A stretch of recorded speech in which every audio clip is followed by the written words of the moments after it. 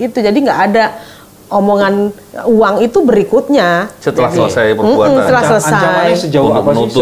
Sehebat apa sih sehingga kemudian Richard dia ada dalam struktur itu yang paling junior. Betul, sehingga ya. dia under pressure gitu. Iya, betul. Terus pangkatnya juga paling rendah. Ya. Dikasih uang setelah selesai semua gitu kan. Terus jadi uang itu berikutnya. Segala upaya-upaya pemberian itu dia tolak itu. Artinya peluang-peluang dia mendapatkan keuntungan itu dia tolak dengan itu. Nah, terus ketika dia kemudian dituntut dengan 12 tahun, ini saya juga lihatnya sedih Pak Bibi.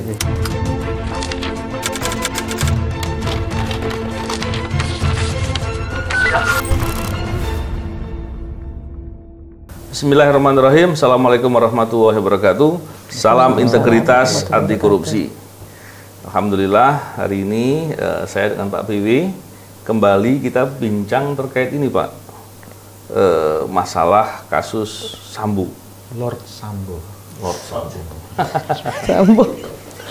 Jadi beberapa hari ini belakangan kita mendengar banyak perbincangan di publik ya terkait dengan masalah tuntutan dan tentunya ini terkait dengan fakta-fakta yang ada di persidangan dan kemudian ada status justice kolaborator yang disandang oleh Barada RE ya terdakwa.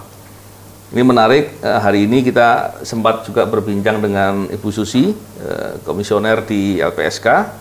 Tentunya kita berharap perbincangan kita ini bisa menggali poin-poin itu Pak BW, Bu Susi. Mengenai justice kolaborator memang untuk publik, untuk para pemirsa pahami bahwa dalam mengungkap suatu kasus itu sebetulnya, saya karena penyidik ya Bu Susi ya, saya cerita dulu nih Bu Susi. Dalam mengungkap suatu kasus itu ada peran whistleblower. Whistleblower itu orang yang mengetahui suatu fakta, tapi dia menyampaikan awalan. Tapi kemudian ketika di suatu proses penyidikan yang sedang berjalan, apabila seorang yang sudah menjadi tersangka dan kemudian dia mengungkap dengan mengungkap fakta keseluruhan dan bisa menjangkau aktor intelektual dari kejahatan itu, maka di situ ada disebut sebagai justice kolaborator. Nah, disinilah yang menarik nih, karena kemudian kasus terkait dengan pembunuhan dengan korban Brigadir Joshua ya. Nah, ini kemudian ada aktor yang bernama Richard Eliezer ya, Barada RE yang kemudian membuka fakta-fakta itu di pemeriksaan dan lain-lain sehingga kemudian kejadian ini semakin terungkap sehingga tergambarlah fenomena yang sekarang kita lihat di publik sekarang ini. Dan kita shock justru Richard yang menjadi justice kolaborator, dia tidak diapresiasi dengan reward, malah dikasih tuntutan yang tinggi.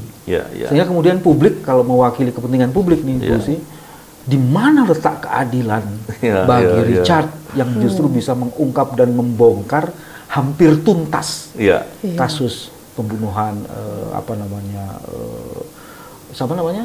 yang terbunuh ini Brigadir Joshua yang meninggal itu. Tapi sebelum bicara ke seperti itu Pak BW, mungkin Bu Susi bisa bercerita soal perjalanan proses JC atau pengajuan JC dari Barada RE ini seperti apa di awalan dan bagaimana hal-hal yang dilihat dalam proses yang dilalui di LPSK. Iya. Terima kasih ini kesempatannya berbincang dengan para senior nih, senior penyidik, senior pegawai hukum deh kayaknya ya, lebih tepatnya. Lengkap ya. Tepat. Advokat, dosen ya. Makanya pegawai hukum. Jadi gini Mas Novel dan Mas BW, jadi waktu awal-awal ini kan permohonan perlindungan dari Richard itu disampaikan berbarengan dengan Bu PC ya, yang waktu itu melalui kuasa hukum dari Pak Sambo ya, Pak Richard dan Bu PC waktu itu. Selisih sehari kalau tidak salah seingat saya.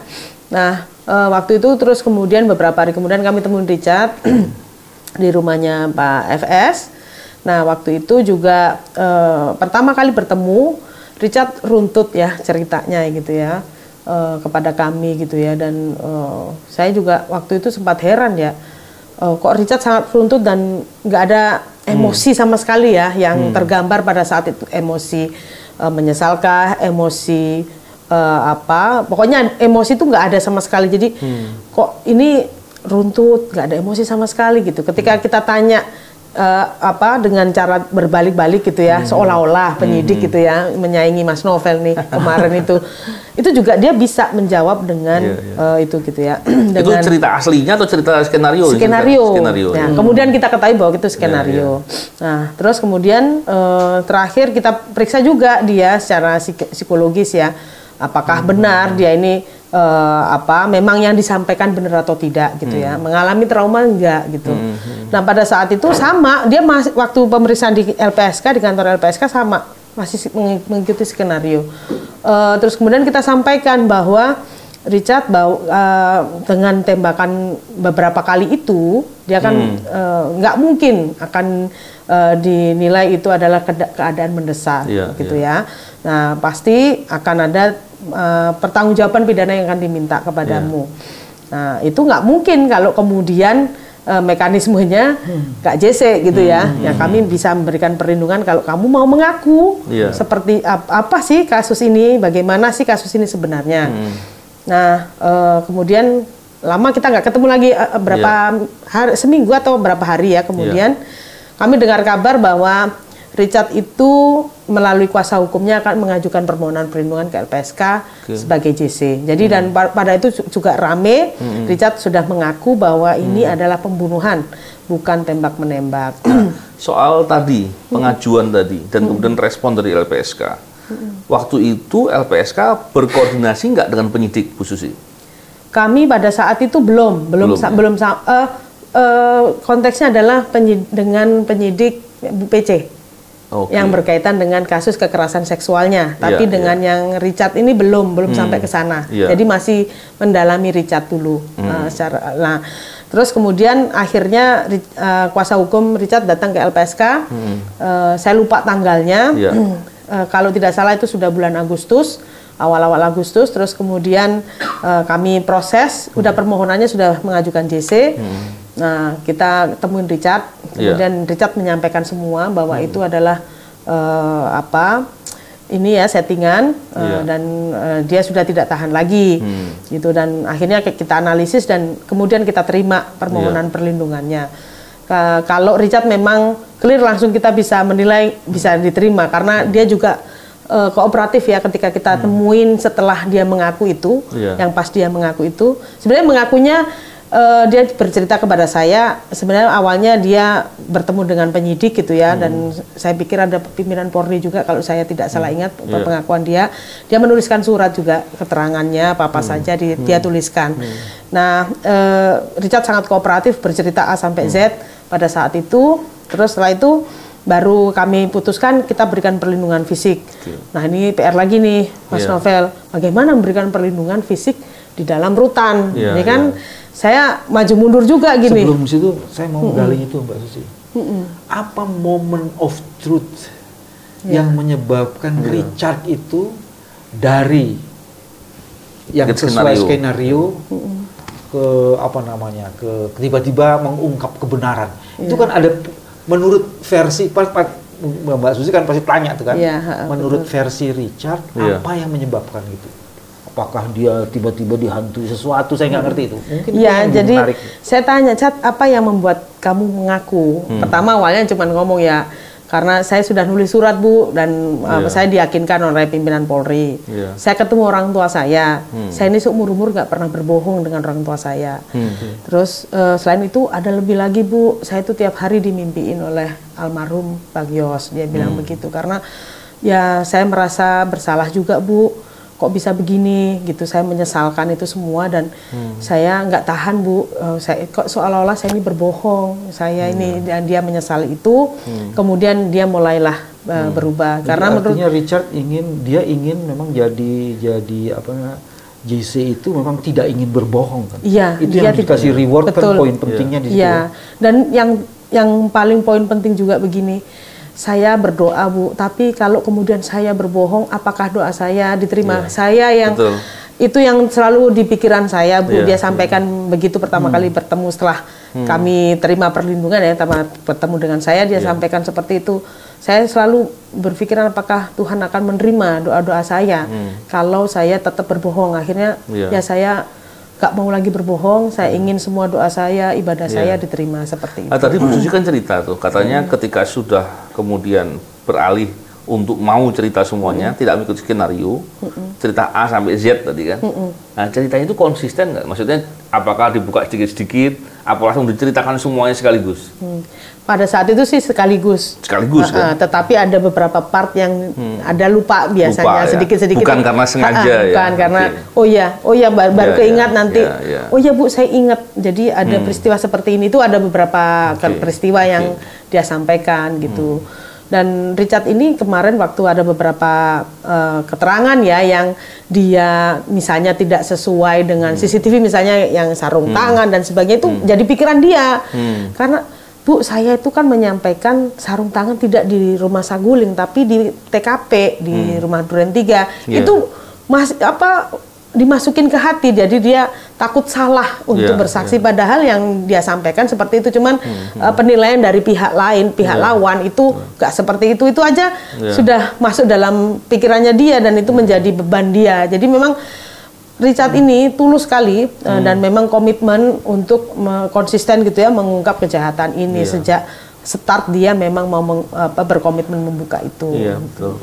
Dan akhirnya dengan dibuka itu semua, aktor intelektualnya, perbuatannya FS, perencanaannya, dan hal-hal lain semua terungkap kan? Ya, kan gitu Pak Billy? Iya. Tapi kalau dari versi, menerusin pertanyaan dari versi Mbak Susi, mana peristiwa-peristiwa yang akhirnya menjadi fakta hukum sepengetahuan Mbak Susi itu yang sungguh-sungguh sangat material yang bisa membongkar kasus ini?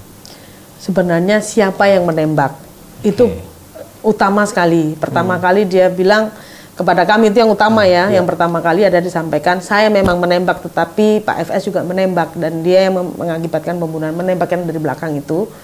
Dan itu juga waktu rekonstruksi saya juga hadir, itu juga begitu, meskipun pihak FS kemudian mendina ya, menyangkal bahwa dia melakukan ikut menembak. Saya kebetulan baca kasus itu agak ketat. Tembakan yang mematikan itu dari kepala ke sini, terus satu lagi dari sini ke belakang. Jadi 7 tembakan, 6 tembus. 1 bersarang. Nah, yang dilakukan penembakan oleh FS itu 1 di sini. Terus yang di sini, yang di dada ini? Saya lupa, tapi yang pasti di belakang itu salah satunya FS. Memang FS yang terakhir adalah yang mengeksekusi FS. Itu yang disampaikan. Bagi kami itu poin penting bagi kami, karena selama ini yang beredar kan Richard nih, gitu loh. Itu termasuk yang berikutnya itu nembak-nembak ke atas itu kan yang dilakukan oleh itu kan alibi juga. FS betul. Kemudian menjadi alibi seolah-olah ditembak-tembakan. Nah, itu kan berarti benar bahwa ada alibi yang dimainkan gitu kan, yang dimainkan oleh FS untuk mengaburkan fakta pembunuhan yang sesungguhnya seperti itu. Itu yang pertama. Yang kedua, perencanaannya. Nah, itu kan penting ya ketika Richard sampaikan. Saya dipanggil Ricky setelah kejadian tembak sebelum. Sebelum. Jadi Ricky dipanggil untuk ditawari menembak, terus saya dipanggil. Nah, saya ini kan paling rendah pangkatnya, paling muda. Nah, mau nggak mau bagaimana? Bang Ricky udah menolak. Jadi saya mau nggak mau harus menerima seperti itu. Jadi itu yang poin dua poin utama ya, yang ada perencanaan, ada tindakan pembunuhan. Kalau mau dilanjutin di dalam dia dibujuk karena ingin diberi sesuatu, atau dibujuk karena bukan dibujuk, atau dia dalam ancaman? Sebenarnya kalau dibujuk nggak ada Mas BW, memang diperintah. Kalau perintah itu kan atasan ke bawah, bukan perintah, ancaman. Iya betul. Itu jadi nggak ada omongan uang itu berikutnya setelah selesai perbuatan. Setelah selesai. Ancamannya sejauh apa sih? Sehebat apa sih sehingga kemudian Richard dia ada dalam struktur itu yang paling junior. Betul, sehingga dia under pressure gitu. Iya, betul. Pangkatnya juga paling rendah. Terus bentuk ungkapan apa yang kemudian itu disebut sebagai ancaman? Dia tidak bisa menggambarkan detail ya, tapi memang kan dia takut sekali ya, jenderal. Yang kedua juga pada saat itu situasinya kau tembak Cat. Nah itu kan perintah itu kan ini ya direct langsung gitu. Nah Richard udah lihat itu aja udah ketakutan lihat mukanya itu memang mukanya nggak kayak biasanya lah intinya begitu. Nah, dan memang gini Mbak Bibi, di perkara obstruction of justice kalau salah itu ada salah satu terdakwa itu yang di persidangan pangkatnya AKBP dia. AKBP ya? AKBP. Dia mengatakan dia sendiri merasa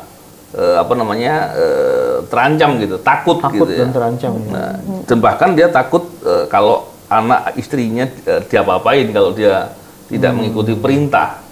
Jangankan Barada, jangankan ini AKBP saja takut gitu, apalagi Barada gitu. Ketakutan seperti itu.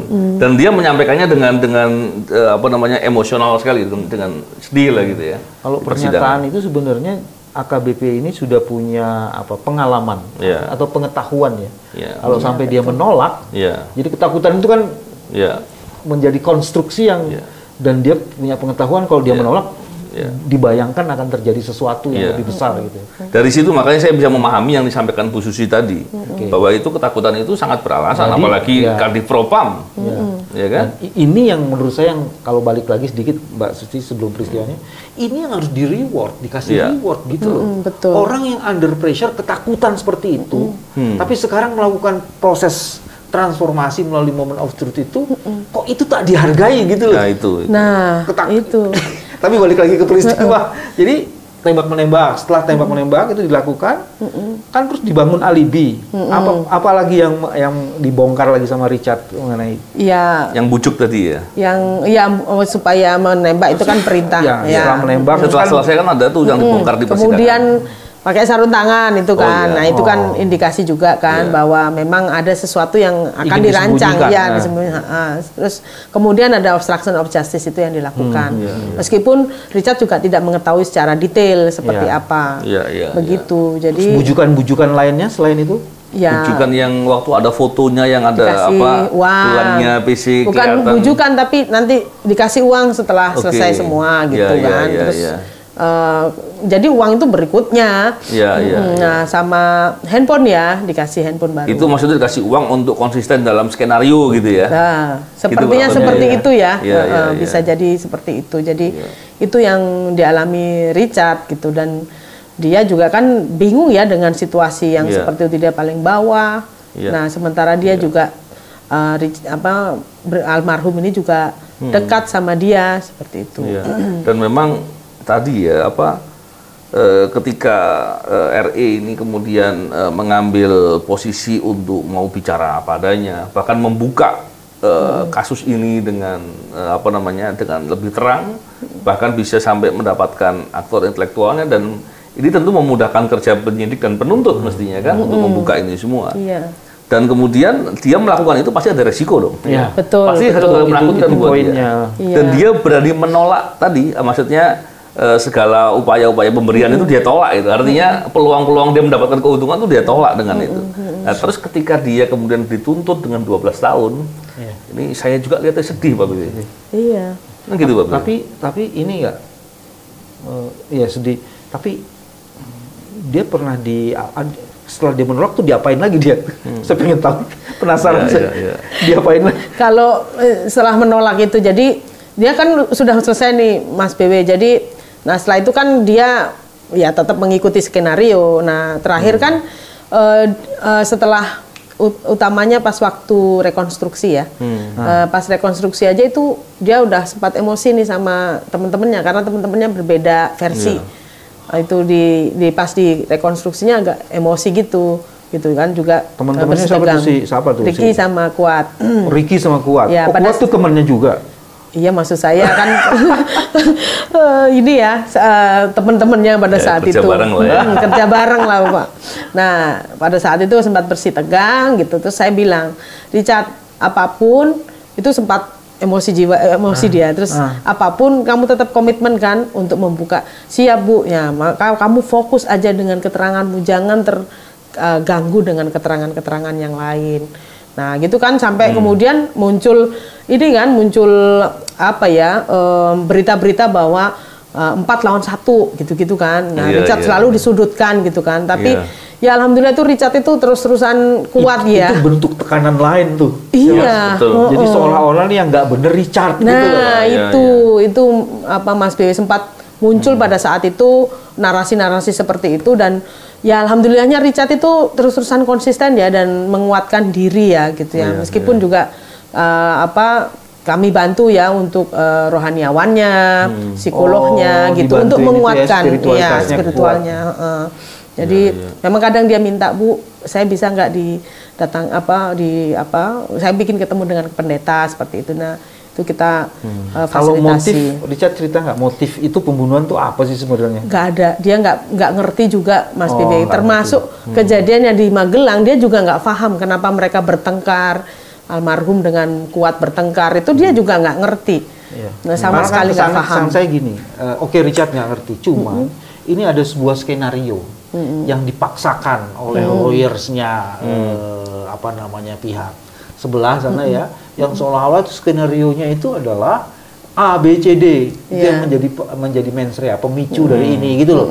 Dan itu kan Richard kemudian agak ditekan-tekan di situ kan, seolah-olah mengetahui itu, padahal Richard memang nggak tahu kan, tidak dilibatkan di soal kayak gitu.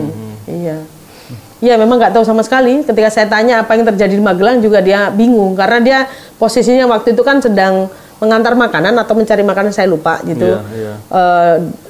Bu PC ngontak Ricky supaya cepat balik karena ada masalah gitu antara Kuat sama Brigadir J. Pernah tanya nggak ke Richard apa sih relasi di antara mereka itu, hubungannya antara Bu PC dan almarhum Pak Kuat sama ini dalam pandangannya Richard?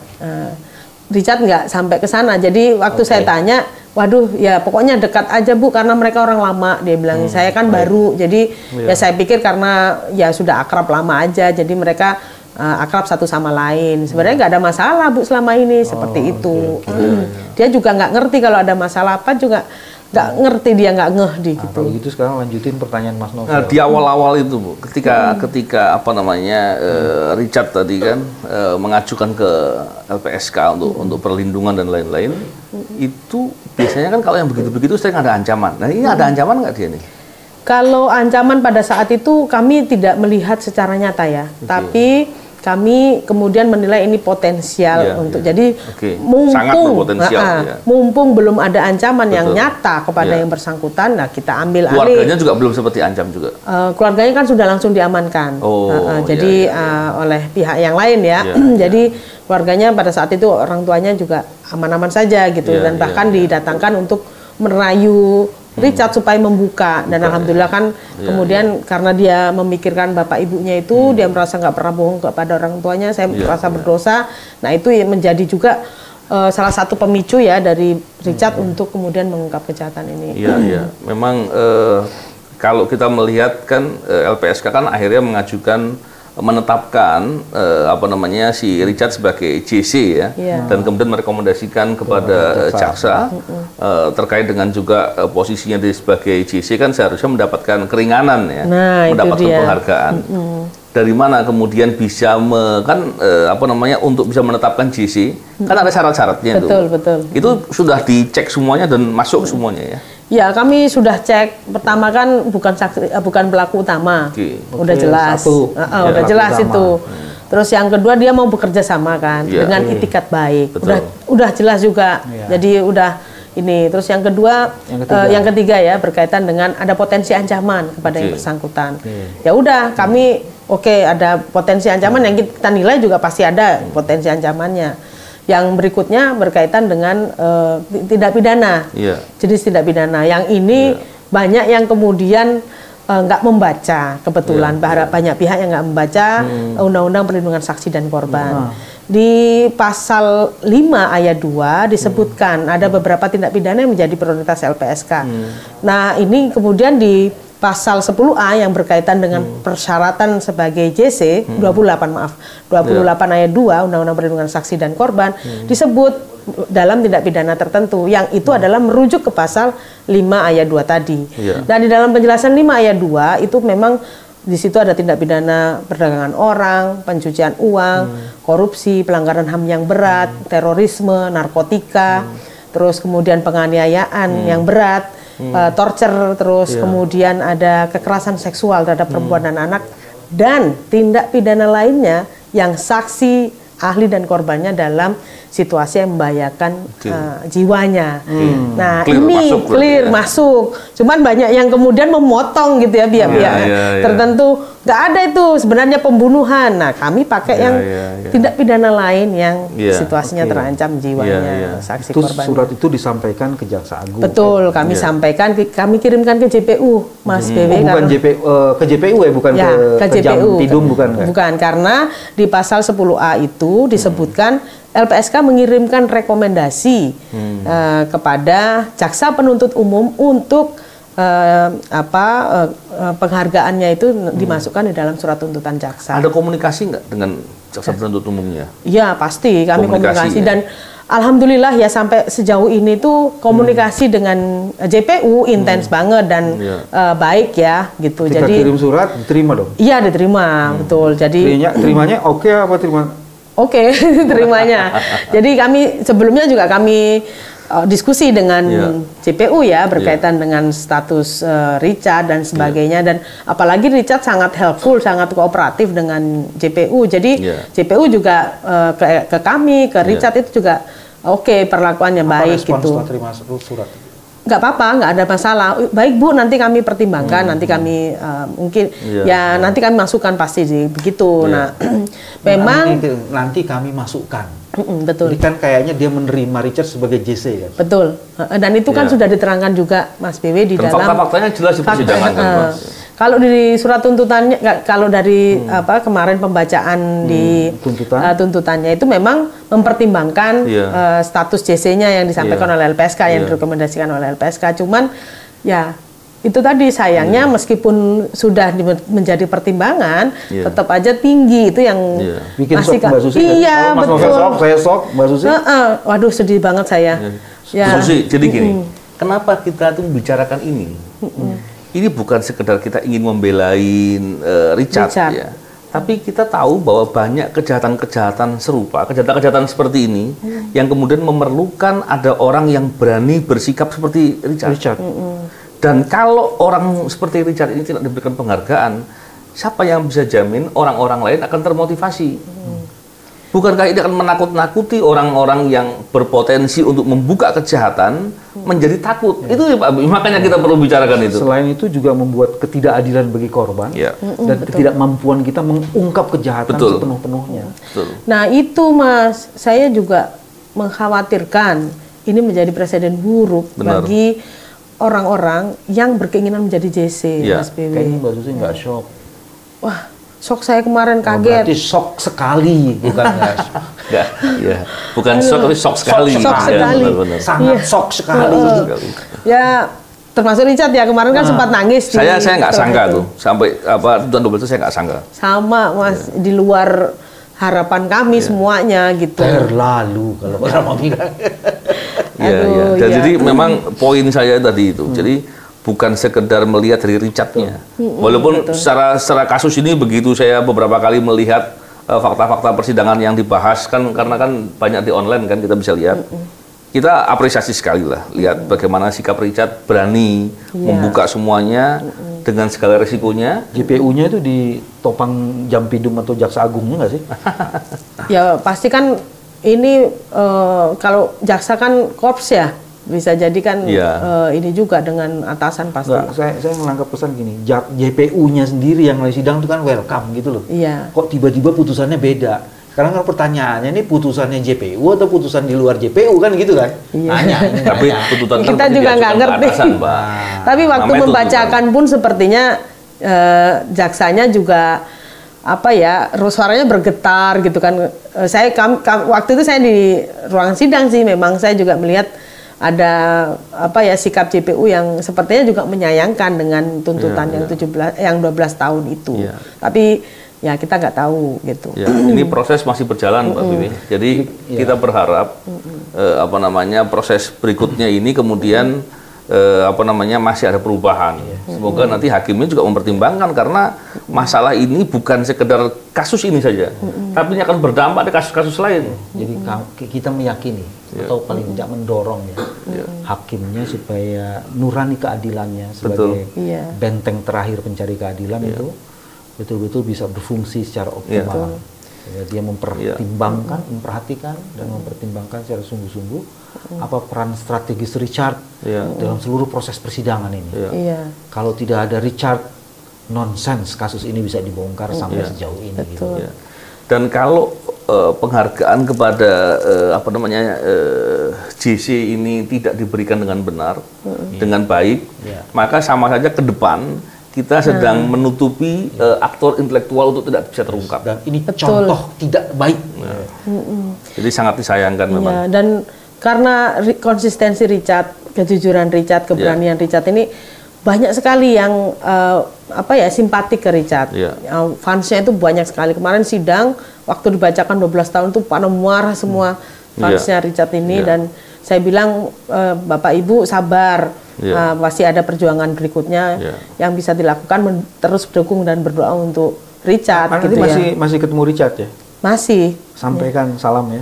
Richard, siap. Kuat. Mudah-mudahan ini bagian dari cara terbaik untuk mendapatkan kemuliaan. Amin. Ini juga penting juga untuk Richard konsisten ya, terus tetap jujur dan tentunya dengan jujur itu kan menunjukkan rasa keinsafan, Pak. Atas suatu perbuatan, memang kalau salah ada kesalahan lah, tapi dengan jujur itu menunjukkan bahwa dia ada keinsafan atas suatu menyadari kesalahannya dan ingin memperbaiki dengan cara membongkar kejahatan itu. Tentu kita apresiasi semua atas hal yang dilakukan ini. Semoga tadi keadilan itu betul-betul bisa tegak, Pak, ya. Karena tadi seperti saya katakan beberapa kali, kita khawatir ketika JC ini tidak diberikan penghargaan dengan baik, maka itu akan berdampak di kasus-kasus yang lain. Bu Susi, terima kasih banyak, Pak BW. Semoga kita semua berharap bahwa diskusi kita ini kemudian bisa didengar juga ya oleh hakim dan lain-lain, kemudian bisa betul-betul mempertimbangkan dengan objektif dan profesional untuk menegakkan keadilan dan kebenaran. Pembelaan kapan ya? Minggu depan ya. Minggu depan. Terus setelah itu putusannya. Kita nggak tahu apakah bisa ada replik duplik, bisa jadi seperti itu atau malah langsung putusan, belum tahu saya. Kalau udah melampaui sih kalau lihat dari waktunya. Iya sih. Kemungkinan besar sih putusan langsung sih ya. Repliknya pada saat itu juga begitu pembelaan selesai disuruh replik sama JPU-nya, biasanya. terus si pembelaan duplik saat itu juga gitu Mas. Jadi replik dupliknya langsung biasanya tuh persidangan bisa kayak gitu juga. Ya semoga lah Richard mendapatkan keadilan gitu. Betul. Terima kasih Bu Susi. Nanti kita bincang-bincang lagi di kesempatan yang lain. Terima kasih. Salam integritas anti korupsi. Assalamualaikum warahmatullahi wabarakatuh.